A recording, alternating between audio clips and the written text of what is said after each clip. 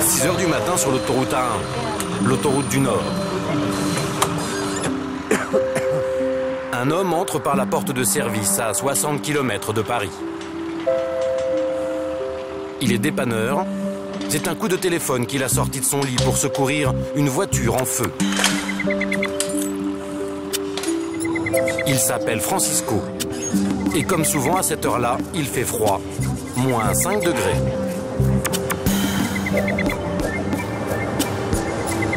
Ça se réveille tout doucement. On va faire ça là pour se réveiller, après on va prendre notre petite douche. Et après ça ira mieux. Les gendarmes et les hommes de la société d'autoroute sont déjà sur les lieux. Le moteur a chauffé, la voiture a pris feu. Visitons le musée des sapeurs-pompiers de France, situé à Montville. L'occasion de découvrir. Tu vas bien? Ouais, ça va. Ouais, ça va. Donc voilà, les 3 personnes sont dans le véhicule. Hein. D'accord, ok. Les 3 personnes qui étaient à l'intérieur sont indemnes. Ils rentraient de boîte de nuit. Messieurs, Le conducteur a soufflé dans le ballon. je vais les prendre avec moi? Négatif. Ouais. Mais un des passagers est cramé, on a rien. particulièrement agité. Pris le numéro de téléphone de son ami parce que ça ne lui appartient pas au conducteur. Hein. Ça Ok.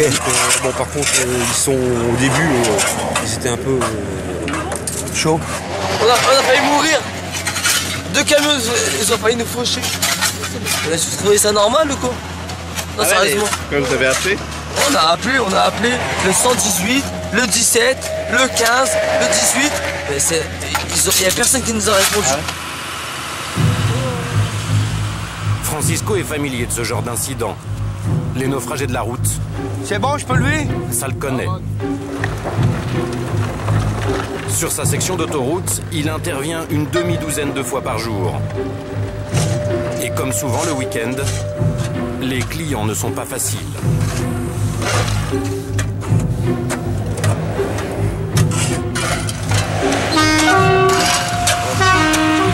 Ouais, c'est stop. C'est quoi qui se passe là? Oh!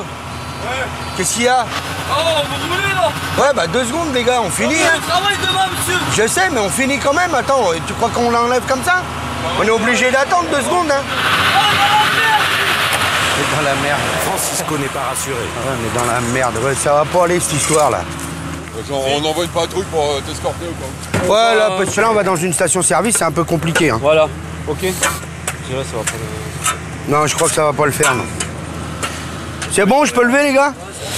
C'est des jeunes, ils sont un peu énervés, quoi. Donc, pour éviter. Allez, on y C'est va. bon? Ok. Les esprits sont chauds. Les gendarmes décident d'escorter le dépanneur. 1h30. On est resté en galère. Normalement, on va à mon garage, là, normalement. Attendez, je vais enlever mon pantalon. Pourquoi faire? Attends, ta gueule. Ta gueule. On s'est violé là. Ta gueule.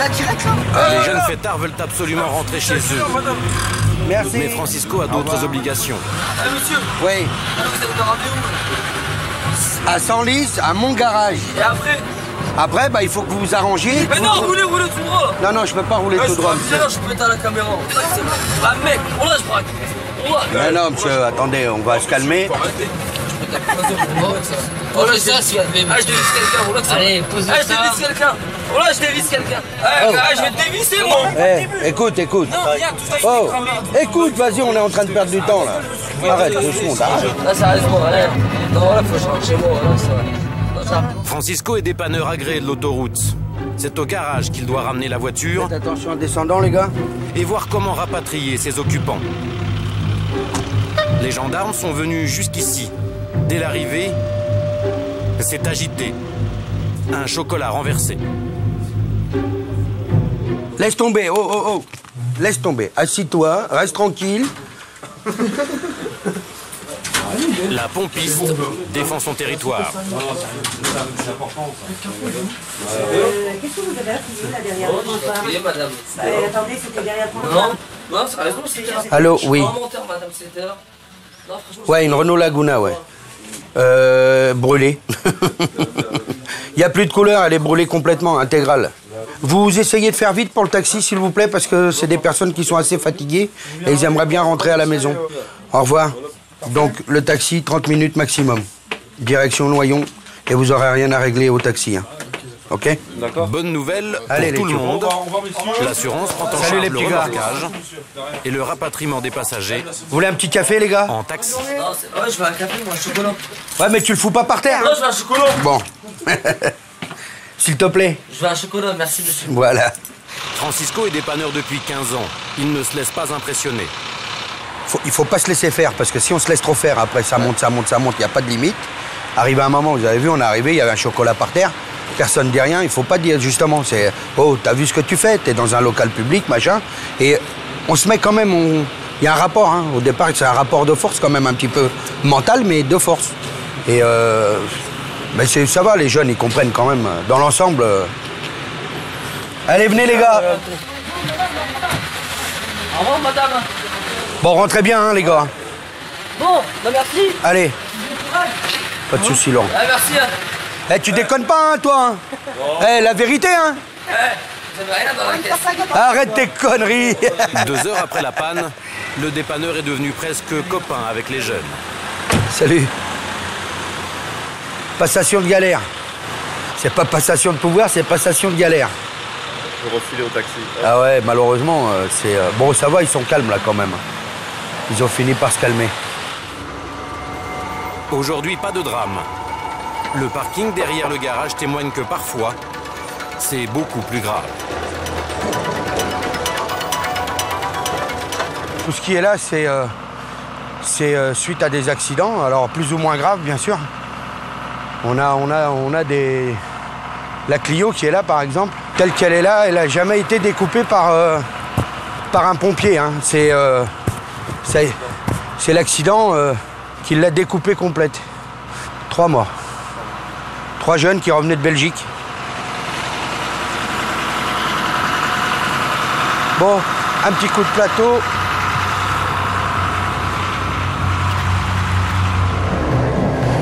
Avec le trafic le plus dense d'Europe, 80 000 véhicules par jour, l'A1 est un axe autoroutier particulièrement dangereux.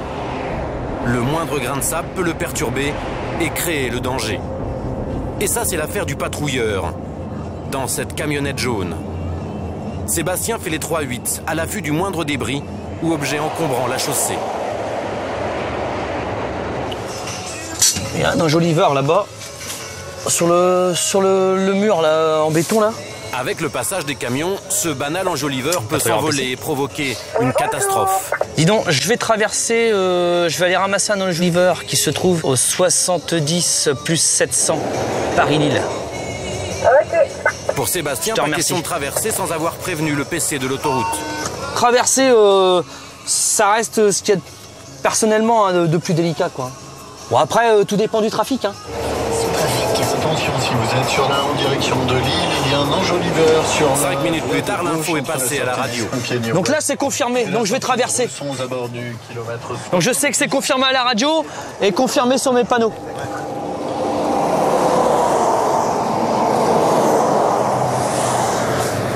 L'autoroute est interdite aux piétons. Et ce n'est pas un hasard. Donc là, en fin de compte, il faut attendre un trou. Hein. Donc dès qu'on va avoir un trou sur les 3 voies, je vais faire ma traversée.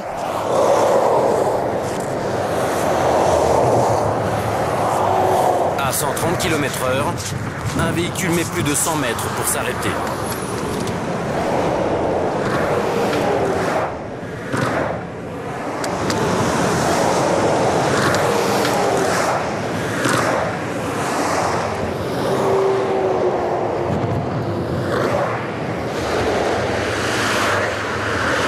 Quand on est dans le flux, on croit qu'il n'y a pas un fort trafic, mais en fin de compte, quand on se retrouve là, bah, pour traverser, c'est pas la même. Hein.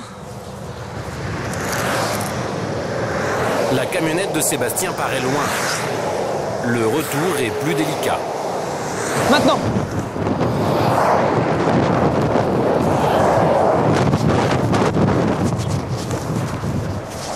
Pour info, donc pour l'objet là au 70 plus 700 Paris-Lille, c'est ramassé. Hein.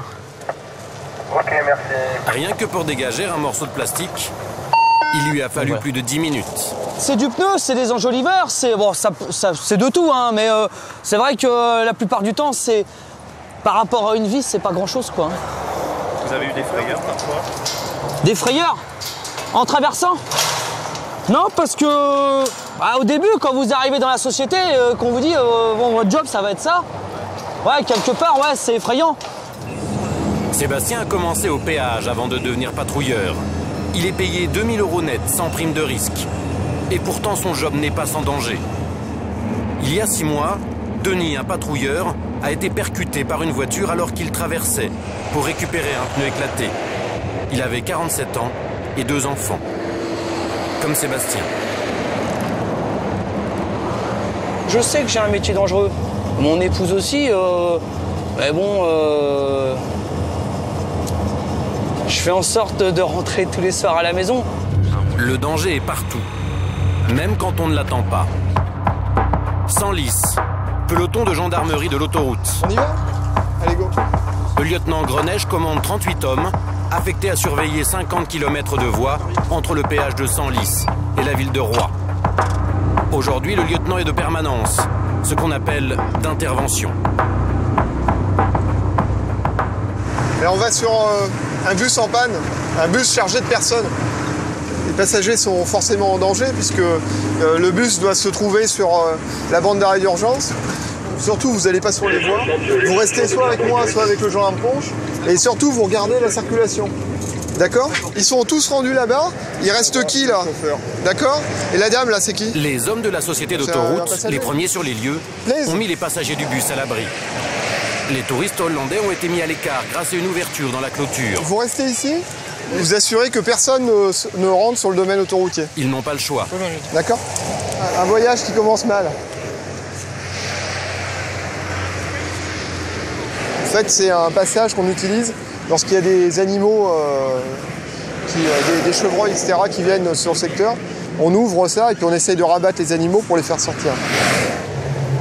Nous sommes à la veille d'un long week-end. Il passe 2000 véhicules à l'heure. Ouais, je crois que ça dure de trop parce que à 3000, on va être bloqué. Hein. Sinon, ça va faire un bouchon. Lorsqu'on est en voiture, qu'on est conducteur et qu'on a les vitres fermées et l'autoradio, tout se passe bien, c'est un long fleuve tranquille. Et quand on est au bord de la route, comme nous, face à la circulation, on voit pas les choses, on perçoit pas les choses de la même manière. A priori, il n'y a plus qu'à attendre le dépanneur. Le câble d'accélérateur coupé. Sauf que...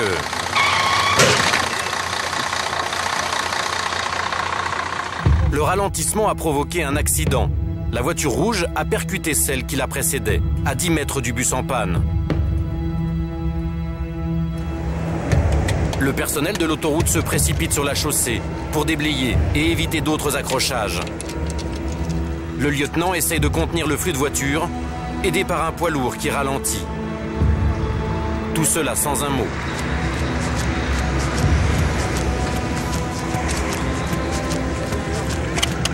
Les véhicules accidentés sont à plus de 300 mètres, entraînés par leur vitesse.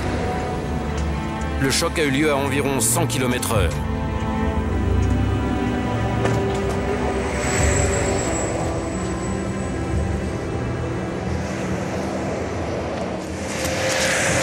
Bonjour monsieur, vous étiez dans quelle voiture? Dans celle-là? Ouais. Vous n'êtes pas blessé? Pardon? Est-ce que vous êtes blessé? Vous avez des passagers? Ouais, j'ai un passager. D'accord, donc venez avec moi, vous allez rester surtout de ce côté. Vous avez des gilets jaunes? Non. Pas bien, c'est obligatoire. Hein. Ah bon? Il n'y a pas de blessés. Non. Hein, voilà, c'est ce qui est le plus important. L'autre voiture est encore 100 mètres plus loin. Bonjour monsieur, ça va? Oui, ça va. Vous n'êtes pas blessé? Non. D'accord. Vous êtes ensemble? Vous roulez ensemble? Ouais, on roule ensemble. D'accord, bah là vous êtes rapprochés. Hein. Qu'est-ce qui s'est passé? Vous avez freiné? Ouais, parce que... À cause de l'accident? Moi, il y avait quelqu'un freinait. D'accord. Il n'a pas fait attention. Moi, j'ai freiné. D'accord, et vous étiez juste derrière et vous avez tapé. Mais bon, déjà il l'a percuté fort, quoi. Hein, parce qu'il est allé loin, jusqu'à la roue de secours. Hein. Bah, il faut adapter sa vitesse. Et la distance. Voilà. Donc Plus vous de restez peur bien que de ici, mal. hein, Pour les vous attendez conducteurs, dépanneurs. leurs passagers, mais aussi pour les hommes de l'autoroute. C'est toujours ce qu'on craint. Parce que là, ça s'est resté sur les voies 2 et 3. mais un des deux véhicules aurait pu partir à droite et puis venir renverser les gens de la SANEF ou nous-mêmes comme des filles, quoi. Une heure plus tard, les touristes hollandais repartent enfin visiter Paris. Sur le secteur du Lieutenant, 50 km, on compte en moyenne un accident tous les 3 jours. C'est suite à un assoupissement. Du petit accrochage J'ai essayé tout de suite d'aller là. à l'accident grave.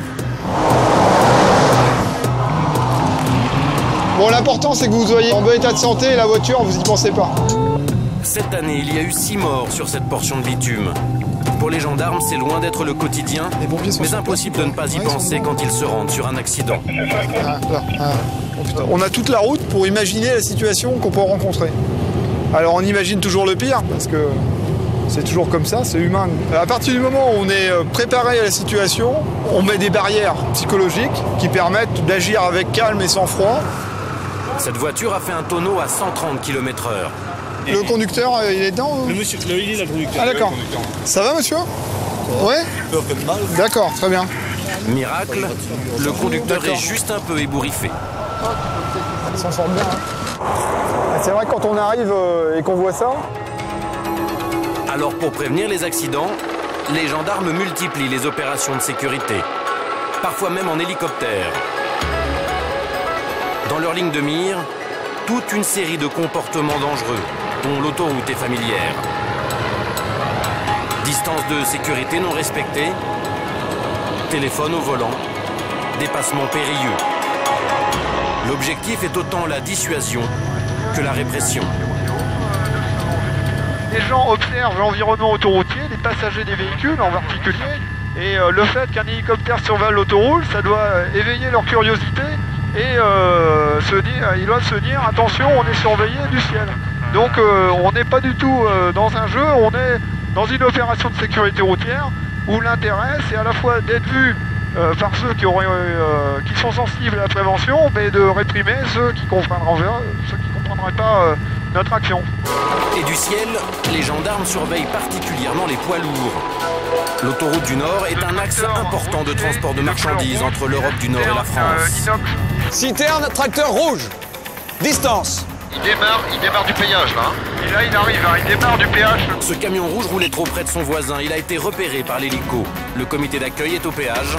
C'est le commandant en personne, le commandant Mallet, qui dirige la manœuvre. Bonjour monsieur, gendarmerie routière. Vous parlez français? Vous avez été contrôlé par l'hélicoptère sans respecter les distances de sécurité avec le poids lourd qui vous précédait, monsieur.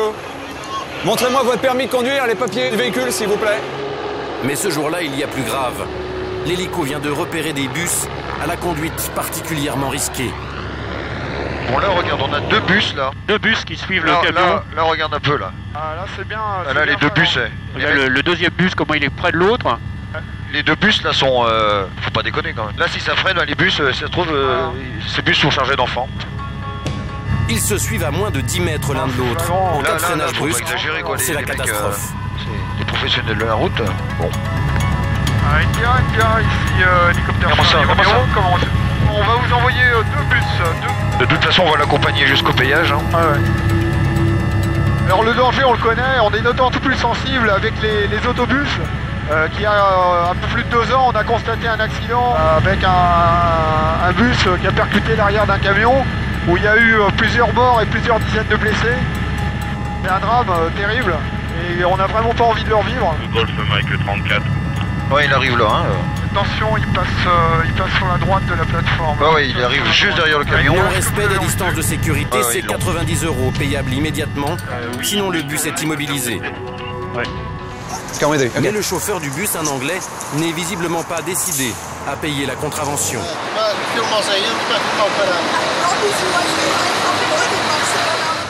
If you don't pay, you know, the bus is stopped, all your passenger by foot, and you go by foot with your passenger. It's French law. Oh, French law. I know the French law, okay? Yeah, French law. Le chauffeur a bien compris que le commandant ne le lâcherait pas. Ah oui, non, mais le problème, c'est que immobiliser un véhicule, vous imaginez, là, tous les naufragés de la route? Un professionnel de la route, bah oui, bah, il tente.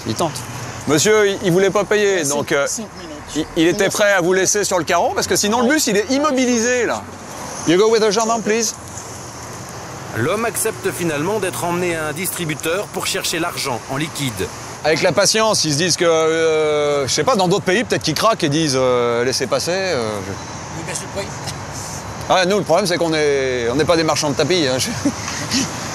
Ce qu'on encaisse au trésor public, on peut pas changer les tarifs. Hein. Mais l'ennemi numéro 1 des gendarmes, c'est la vitesse. Les contrôles radars sur ce tronçon sont fréquents, près d'une fois par semaine.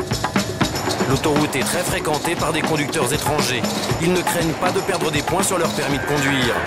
Et du coup, 166 sur V2. Ils se permettent beaucoup d'excès de vitesse.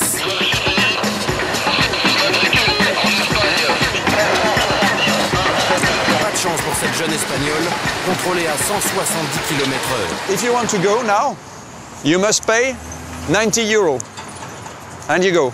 I try to be busy. Be cool. A little bit. Be cool. Sit down. Hey, there is no accident, there is no murdered, there is no injured, you know. Il y en a qui arrivent à vous émouvoir. Oui, non mais de toute façon, on peut toujours être ému. Maintenant, on est payé pour quoi? Vous payez des impôts pourquoi? Pour que je fasse mon boulot. Là, on est à plus 40, plus 40. Vous savez, la loi française, là, pour un conducteur français, il repart à pied. Don't cry. Don't cry. Okay, no, don't cry. La jeune Ton femme fils, il aura peut beau peut-être faire ça en pleurer, termes de manip. elle paiera. Mais déjà une autre voiture est dans le collimateur. C'est bien reçu. 190 km/h pour cette Mercedes. C'est 60 km/h au-dessus de la limitation. Là, c'est retrait de permis. Avec ses passagers, le conducteur est emmené dans les bureaux pour être auditionné. Pour quel motif il roulait à cette vitesse? Why were you driving so fast? Parce que je venais d'Allemagne et là-bas il n'y a pas de limitation de vitesse. Je pensais que c'était partout comme ça en Europe. Et en Allemagne, c'était pas Oui, limité. c'était pas limité. Et donc en France, Les jeunes gens viennent d'Europe du pensais que Nord c'était comme et ça retournent dans chez toute eux à l'Europe. Dubaï, via Roissy. Ils ont du mal à reconnaître leur infraction. In each countries of Europe, it's different. Et puis j'étais concentré sur mon GPS. Yes. Alors croyez-moi, j'ai pas pu voir les panneaux de limitation de vitesse sur la route. L'amende est de 750 €. Mais pour eux, apparemment, ce n'est qu'une formalité. Ils s'en acquittent en liquide. C'est le passager qui devra reprendre le volant. Le conducteur, lui, sera convoqué pour passer en jugement.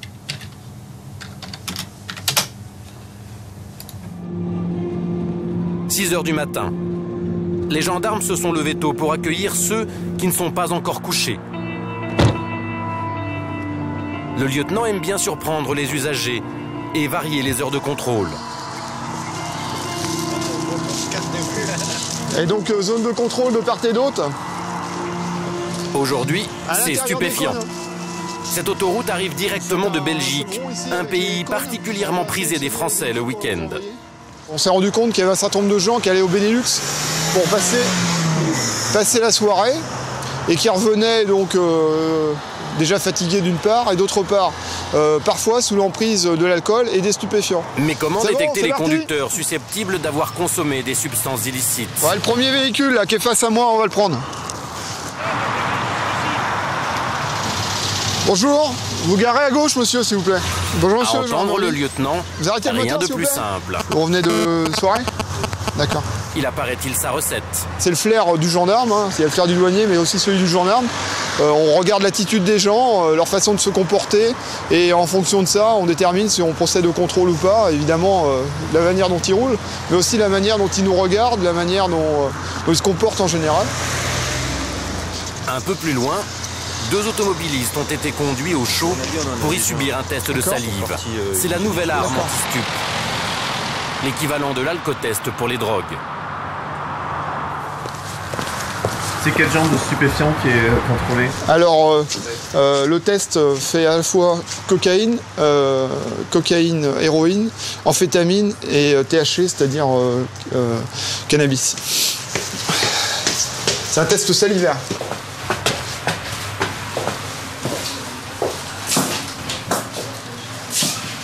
Messieurs, bonjour. Donc voilà, c'est la procédure. Vous en êtes où? On attend les 4 minutes. D'accord. Et... On utilise un petit goupillon comme ça, là, avec lequel on frotte l'intérieur des joues et le dessus de la langue. Il y a un temps d'incubation, et puis ensuite on déclenche le test. Vous avez consommé des stupéfiants, monsieur? Non, je n'ai pas consommé depuis hier soir là, avant de faire l'amour avec ta fille. D'accord. Et vous en avez consommé hier? Hier soir. D'accord. Le jeune homme a passé une bonne soirée en Belgique, un pays accueillant pour les hommes en mal d'amour tarifé. J'avais trouvé une casquette comme ça. Ah bon? Vous aviez trouvé une casquette? Ouais, j'ai gardé le chirurgien. C'est collector.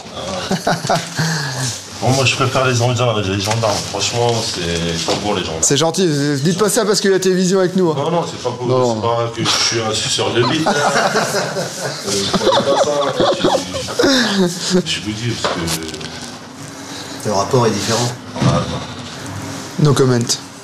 Le jeune homme veut détendre l'ambiance. Bien avoir les faits sur certaines. Le problème, et en face c'est du que si son THC, il test n'y est positif, a pas de trait. Là, au niveau il du va THC, devoir repartir sans son permis. Pour l'instant, il n'y a pas de trait. Bon, je pense que... Ouais, bon, c'est net. Il n'y a aucun trait C'est face net. au THC. Le jeune homme est positif au cannabis. Il va être emmené au poste pour être auditionné. À l'extérieur, le jour s'est levé. Et une apparition qui ne doit rien aux hallucinogènes distrait quelques minutes les gendarmes. Qu'est-ce que vous faites ici? I've just been a tourist here. Tourist. Auto-stop on the parking. Okay. Okay. Okay, thank you. Not on the motorway. No. The parking only. Okay, thank you. Tu vas où cet homme? En Italie. Ah oui, à pied? À pied. En auto-stop. J'étais sur la bande d'arrêt d'urgence. Le gars de Suède, elle est sans domicile, donc on m'a dit qu'elle avait traversé toute la France à autoroute. Bizarre. C'est hallucinant, quoi. C'est le reflet de la société en général, quoi. Il y a des gens qui sont un peu étranges et qui ont un comportement bizarre, quoi. Voilà. Et c'est le reflet de ça. Ça arrive pas de temps en temps. Alors on tombe des nues, on est surpris. Le jeune homme positif au cannabis en sera quitte pour toute une matinée au poste de gendarmerie. Plus tard, il sera jugé au tribunal correctionnel et risque jusqu'à 2 ans de prison avec sursis, 6 points de retrait et 4 500 € d'amende. Sans compter la leçon de morale du gendarme. Je reconnais avoir fait l'objet d'un dépistage salivaire qui s'est avéré positif. D'accord? Donc vous êtes un consommateur occasionnel. Hein. Bien ça. Aujourd'hui, là, je vous dis que vous êtes non seulement ayant fait usage, parce que vous avez fumé hier soir, mais en plus vous êtes sous influence. Parce que sous influence, nous, on l'a vu physiologiquement. Donc vous êtes en plein dedans. Vous faites ce que vous voulez en Belgique, mais faut pas conduire après, faut pas conduire. Là, vous tuez avec vos copains dans la voiture. Les familles, elles portent plainte contre vous. Vous payez toute votre vie, parce que l'assurance, elle vous couvre pas, vous êtes en faute. Au final, c'est un copain qui leur accompagnera à Paris, en attendant le procès.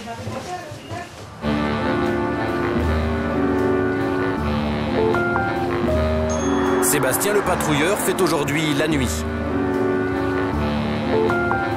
8 heures à scruter le flot de voitures anonymes. Les ralentissements qu'il doit signaler pour éviter les bouchons ou les accidents. Et même après 8 ans d'expérience, il trouve encore sur l'autoroute des choses qui l'étonnent. On va déjà aller voir ce que c'est. Ah la vache! C'est un dindon! Hé! Nom de Dieu! Impressionnant! C'est énorme! Un dindon de 17 kilos. Impressionnant! La durée de vie des animaux est très réduite sur l'autoroute. Allez Pépère, ta dernière demeure. On fait beaucoup de faisans, beaucoup de... des oiseaux sauvages en fin de compte, mais des petites tailles quoi. C'est le premier que je fais. Hein. Donc le dindon c'est fait. Le dindon n'est pas la seule victime innocente des milliers de véhicules qu'il croise ici chaque jour.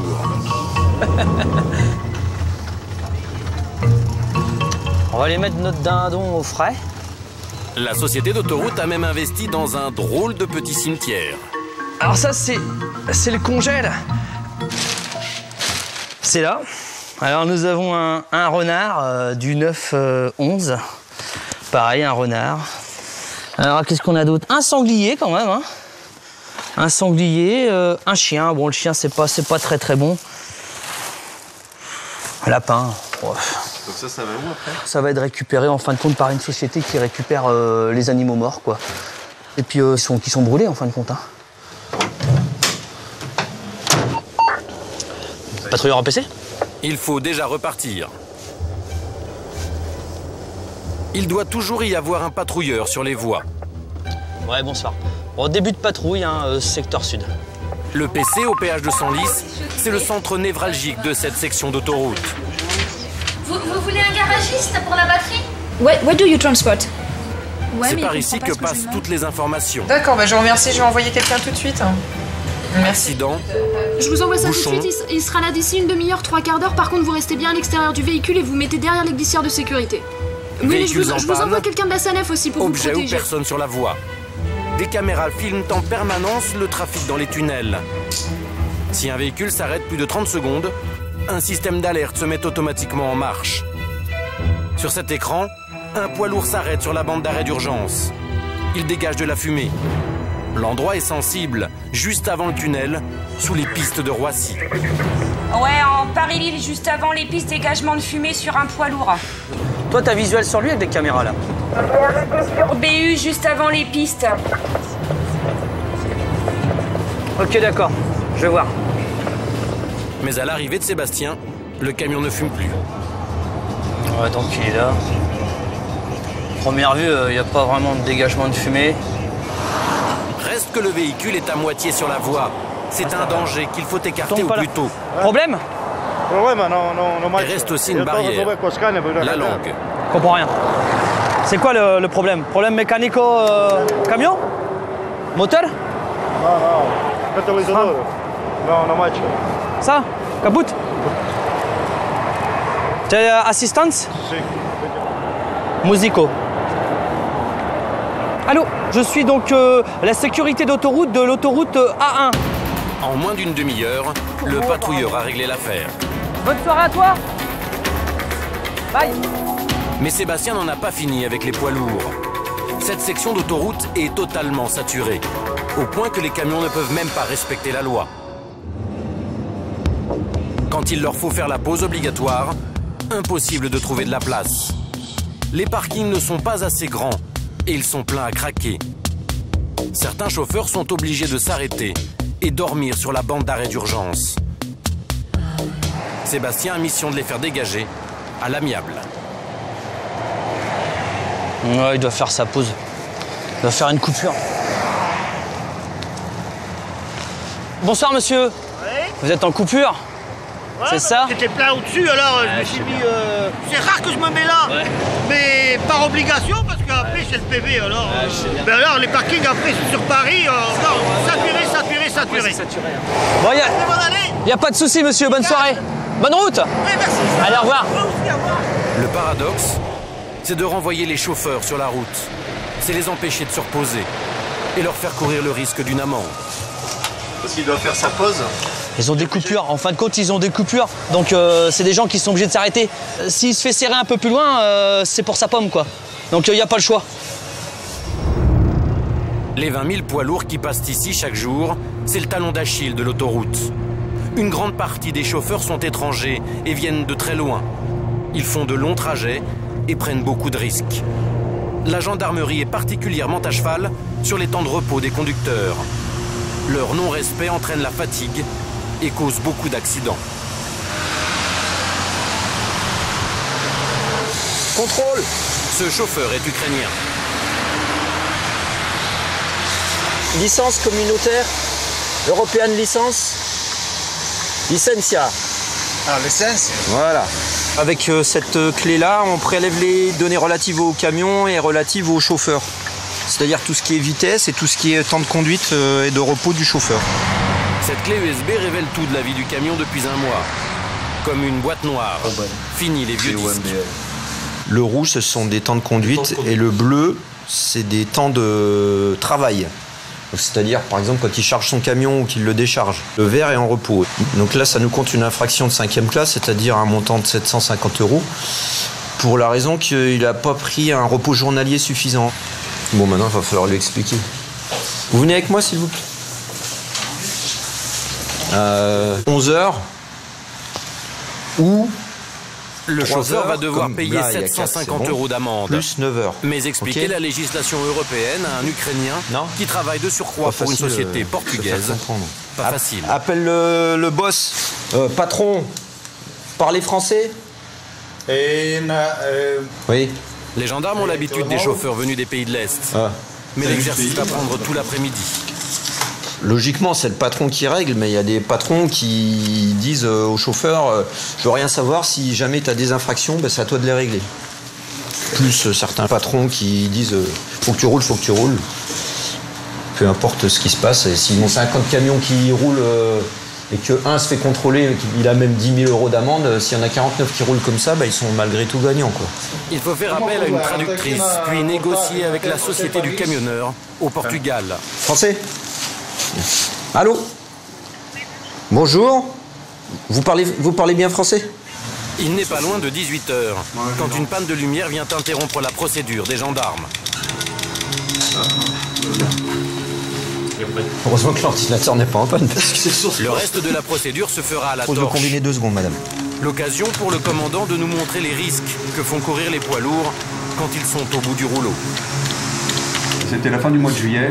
Un poids lourd fatigué également, qui, pour une raison indéterminée, avait coupé les 3 voies de son sens de circulation, avait basculé au-delà du terre-plein central, de l'autre côté à contresens sur l'autoroute. Vous imaginez, avec les 80 000 véhicules jour, embarquant avec lui un monospace, une caravane et une autre voiture, et provoquant un carambolage à contresens de l'autre côté. Et le bilan est miraculeux, si je puis dire, parce qu'au résultat, on avait un mort sous le camion, un mort sur un accident comme ça. C'est miraculeux. En général, le bilan est beaucoup plus lourd quand un poids lourd est engagé. Retour avec le chauffeur ukrainien. Finalement, la société de transport acceptera de payer l'amende de son chauffeur. Visiblement, les transporteurs ont l'habitude. Il n'est pas rare de voir que les entreprises s'organisent. La probabilité d'être contrôlé en France et la probabilité d'être confronté à un dépassement horaire ou à quelques infractions fait qu'on trouve parfois certains chauffeurs qui détiennent un chéquier pré-signé du patron avec, comme des tickets restaurants, les montants types des amendes françaises, de manière à s'affranchir immédiatement sur le terrain sans perdre de temps des infractions, vu les cadences et vu les délais de livraison de l'entreprise. Cette fois-ci, ce n'est pas le routier qui fait le chèque. C'est un chauffeur de taxi auquel la société de transport a confié un chéquier pré-signé. Ces amendes, pour certains, sont devenues un business. Je suis taxi, moi je paye les amendes pour les routiers. Il y a une équipe spécialisée. Il aura fallu 3 heures avant que les affaires ne reprennent leur droit. Le chauffeur ukrainien repart avec ses graines de colza pour le Portugal. Sur l'autoroute A1, les routiers sont aussi victimes. Les vols de cargaison sont fréquents la nuit sur les aires de repos. Télévision, hi-fi, portable et alcool sont les plus prisés. L'an dernier, 15 camions ont été pillés. Alors cette année, le lieutenant a décidé de réagir. Il a prévu de monter plusieurs opérations de nuit pour dissuader les voleurs. Vous avez tous été désignés pour faire ça, à fond. Le but, c'est de ramener tout le monde et de ne pas mettre en danger les citoyens qui circulent normalement sur l'autoroute. En clair, je ne veux pas de course-poursuite effrénée. On tente bien sûr d'interpeller les gens, mais surtout on renseigne. Ou tout de suite sur la conf, en direct, on renseigne. D'accord ? On ne fait pas sa guerre dans son coin. Clair.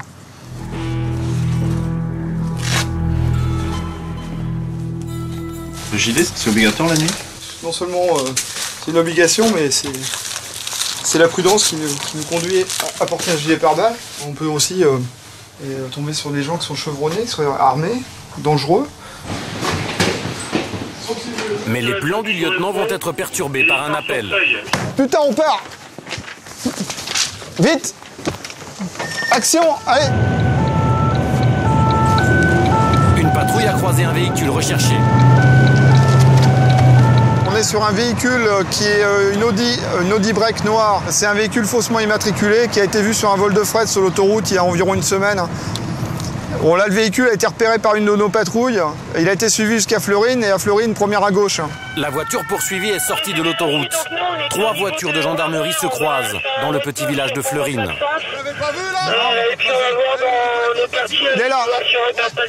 Par là? Il a pris à gauche?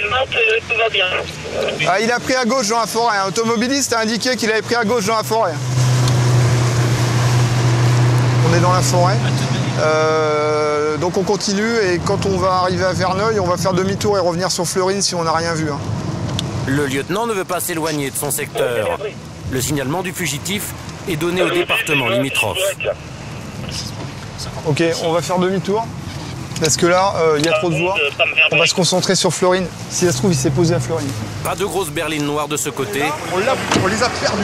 Il est temps de faire le point. Bon alors, premièrement, ils venaient d'où? Quand vous les avez vus, vous étiez derrière?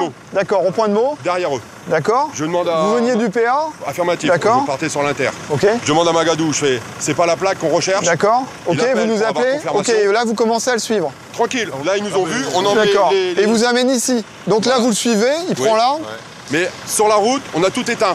On remet les feux, et là il remet la patate. D'accord. Il prend le virage à fond. D'accord. Et là, plus personne derrière. Ok. Bon, c'est bien les gars. C'est bien, vous avez l'œil. Allez, c'est parti. Allez, sécurité, hein. Dans une poursuite, il n'est pas rare de voir la voiture recherchée se cacher et attendre. Les gendarmes vont écumer le village. Pour le lieutenant, cette poursuite a déjà donné des renseignements précieux sur le véhicule.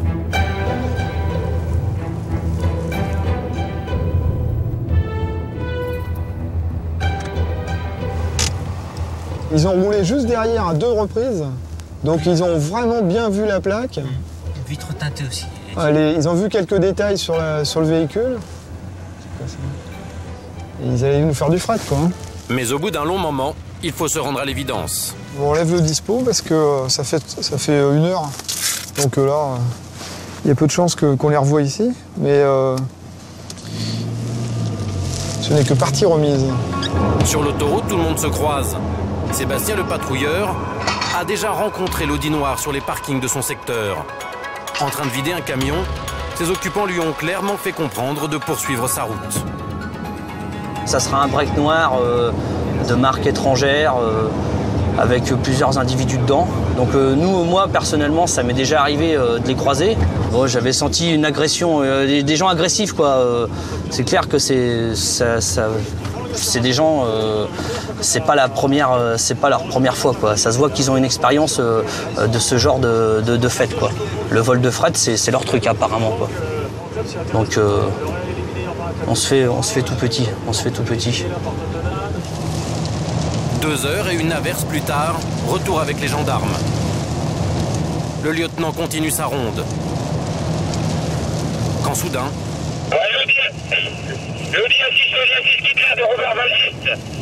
quitte l'air de Roberval. Arrêtez-vous parce qu'elle va sortir à Chevrières. L'Audi noir vient de faire sa réapparition. À tous les coups, elle va sortir à Chevrières, vous allez voir. À la radio, du moins. Roberval Est. Elle est là, elle est derrière. Et voilà, toi, t'es sûr. Ouais, reçu, on fait marche arrière. Une petite marche arrière sur l'autoroute. Le lieutenant a dépassé la bonne sortie.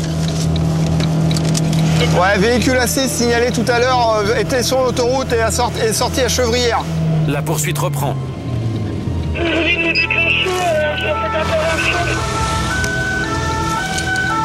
Il a franchi le péage de Chevrières. Ok, on part en direction Creil. Vous l'avez vu partir en direction Creil ou pas? Parce qu'à Favo, il roule comme des balles, là. Il suffira d'une série de ronds-points pour que, de nouveau, les gendarmes perdent leur proie. Allez, on range tout. Il est 6 h du matin, retour à la brigade. Bredouille. Le lieutenant veut malgré tout rester positif. Ça part sur de bonnes bases. Ouais, c'est intéressant. On a certainement empêché un vol de fret. On a recueilli des renseignements sur un véhicule. On a mis en fuite des gens. On a du mal à lâcher, quoi. Normal. Hein. Donc on n'a pas l'intention de lâcher du tout, quoi, en fait. Le lendemain, ils auront un nouvel élément. La société d'autoroute leur a donné les images de la fameuse berline noire lors de son passage au péage. Là, c'est le mieux que vous pouvez avoir, hein. Ah oui, il est chaud, taquet là. Et en marche arrière, tu ne pourrais pas l'avoir? Pas possible. Si on arrivait à stabiliser l'image, on pourrait comparer à la photographie qu'on a là, qui est celle du véhicule qui a été volé. Elle est pas dessus. Une voiture décidément difficile à voir, mais les gendarmes connaissent son histoire. Volée en carjacking, elle a été utilisée pour braquer une bijouterie. Donc c'est bien celle-là. Ah, c'est celle-ci à 100%. Pour l'instant, les gendarmes n'ont toujours pas attrapé l'Audi noir. Mais grâce à la surveillance mise en place cette année, ils n'ont toujours pas enregistré de vol de fret. Bonjour. L'équipe de jour, elle, a de la visite. Les douaniers. Ils amènent un client attrapé dans un bus avec un assortiment de stupéfiants. On voit de l'herbe, de la racine de cannabis. La coque, c'est vraiment une dose. Donc ce qu'on voit en blanc, c'est les amphètes. Et la cocaïne, elle est là. C'est vraiment une dose de 0,8. Donc ça, c'est donc les timbres. Ouais, ça c'est les timbres. 12 d'un côté et 114 de l'autre. Et c'est un bus qui partait d'où? Le jeune homme interpellé venait d'Amsterdam, il est portugais et ne parle pas français. Alors les gendarmes ont appelé un traducteur un peu particulier, le dépanneur Francisco, lui-même originaire du Portugal. Pas dépanner grand-chose ce matin. Si, nous? Oui, effectivement. On va contribuer à faire des bonnes actions. Ça coûte pas un dépannage autoroute? Non. Le dépannage autoroute, en général, l'assistance prend en charge. Là, c'est nos impôts qui payent. Ah, c'est pour la bonne cause, hein? Ouais, bien sûr. Bom dia. Tá bon? Bon. On vous reproche d'avoir importé de la marchandise prohibée, fait de la contrebande de marchandises prohibées, d'avoir acquis, détenu et transporté cette marchandise. Mettez vos chaussures, il fait le carrelage est froid. C'est le parcours classique d'un petit toxicomane, comme on en arrête beaucoup sur cette portion d'autoroute. Pourquoi vous avez quitté le Portugal pour aller en Hollande? Il est parti un peu à l'aventure et il a choisi la Hollande parce que là-bas il pouvait fumer tranquillement sans que personne l'embête. C'est un choix. Fumer c'est comme boire une bière, c'est pareil. Ouais, qu'est-ce qu'il a fumé? Quel fumo? Combien? Un joint. Un joint? Vous foutez de moi? Vous avez vu votre tête? Avec un joint, vous avez la tête que vous avez? Les yeux que vous avez? Ce qui agace le gendarme, c'est que le jeune homme est peu loquace. Il a eu un voyage un peu perturbé, c'est pour ça qu'il a une sale tête. D'accord, donc vous n'êtes pas sorti d'ici alors? 126 timbres de LSD. Le gendarme sait très bien que ce n'est pas de la consommation personnelle. C'est probable. C'est probable, ok. C'était pour avoir la maison pour lui. Il a été chez un ami, il l'a pas acheté et apparemment c'est l'ami qui lui a refilé. Un ami qui habite en Hollande. Pas d'informations sur son fournisseur non plus après 2 heures d'audition. Le gendarme sait que ce n'est pas avec ce genre de petit dealer qu'on remonte les réseaux. Alors lui, il est imprégné. Hein. C'est comme si vous demandiez à un alcoolique combien de bières il boit par semaine. C'est absolument impossible à compter pour lui, quoi. Donc lui, c'est combien de joints, combien de LSD, combien de... Lui, c'est un pot de tout, quoi. C'est le melting pot sur la table de salon le soir, et puis je me sers, tu me prêtes. On compte même pas, quoi, finalement. Le jeune homme aura le droit de fumer. Une cigarette. Le dépanneur est ému. Le jeune a l'âge de son fils. Ça me touche parce que Je sais pas ce qu'ils trouvent dans tout ce qu'ils consomment. C'est là qu'on se rend compte qu'ils sont vraiment prisonniers de ça. Sur ordre du procureur, là, vous avez de la chance, le jeune homme est finalement libéré. C'est-à-dire vous repartez chez vous tranquillement, là vous êtes libre. Dans la sorte de continuer son voyage et de estar libre. La France vous fait confiance pour vous laisser libre à condition que vous reveniez à pour le jour de convocation. Qu'est-ce qu'il va faire? La gare. Le jeune homme n'a plus un sou. Les douaniers lui ont tout pris en amende. Il ne réagit pas. Allez, on vous raccompagne à la sortie. Francisco, le dépanneur, est un peu inquiet. Il va jamais pouvoir rentrer. Parce que là, il va être à la ramasse complète, là. C'est dans un pays qu'il ne connaît pas, une région qu'il ne connaît pas, des gens qu'il ne connaît pas. Il n'a pas de thunes. Ah bah après, hein, on prend plus en charge. Hein. Moi, j'aide les victimes, pas les auteurs. Ah, bien sûr. Você tem que mudar. Parce que sinon, t'as une fille, ainda para mais. J'ai l'impression que je suis plus inquiet pour lui que lui pour lui-même. Ça me défonce, moi, ça. Faut pas s'impliquer dans des trucs comme ça. Sur l'autoroute, tout le monde se croise. Messieurs, dames. Ciao. Salut. Allez, à plus tard. Tu m'appelles alors? Ouais, d'accord. Ciao. Mais c'est chacun pour sa peau. Qu'est-ce que vous allez faire maintenant? Rien. Rien? J'en sais rien. Le jeune homme repartira finalement en stop. Francisco le dépanneur fait 150 000 km par an pour secourir les naufragés de l'autoroute. 3 fois le tour de la Terre.